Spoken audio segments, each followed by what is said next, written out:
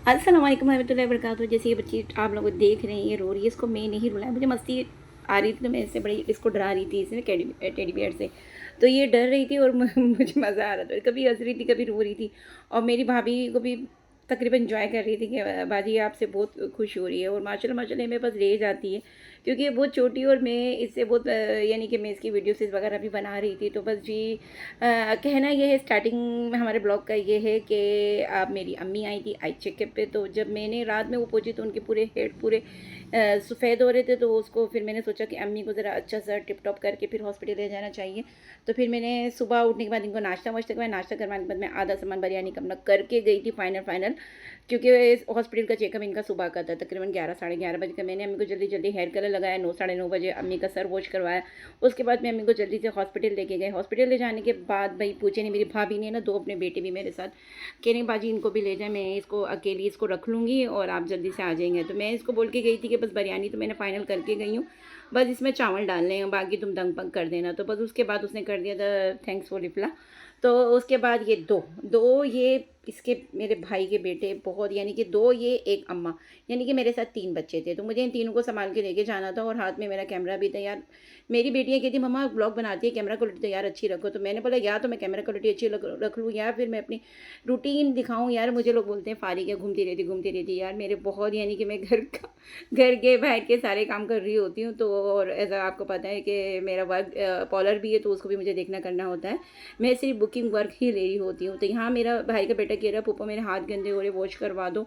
तो मैंने बोला आप वॉश कहाँ से करवाओ, आप घर से करके आते ना, मम्मा ने नहीं करवाए। तो बोला पप्पा अब मैं आप आपके साथ झूला झूलने जाऊँगा, मैं वहाँ पे मुझे झूले झूलने देंगे। मैं नहीं, आपके हाथ तो बहुत गंदे हो रहे हैं, वो तो हमको निकाल देंगे, इतना गंदे हाथ देंगे। तो फिर ये थोड़ा सा रोने लगे। मैंने नहीं मजाक कर रही हूँ, अपन जाएंगे।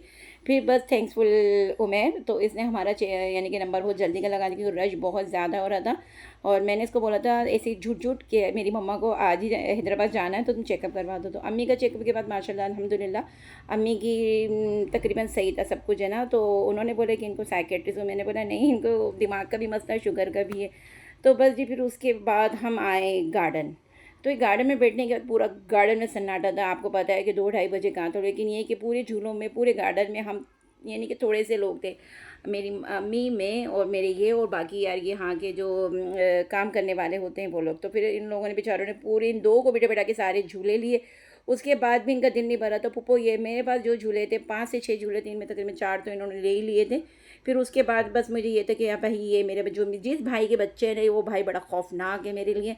क्योंकि अगर बस कहते हैं ना अपनी औलाद अपनी होती है यार, जब बहन भाई से ज़्यादा कहते पता नहीं, अम्मा कहती है कि असल से उसूल बाकी पता नहीं यार क्या क्या क्या है। तो बस उसके बाद ये बड़ा खुश हो रहा था मेरे भाई के बच्चे दोनों के दोनों।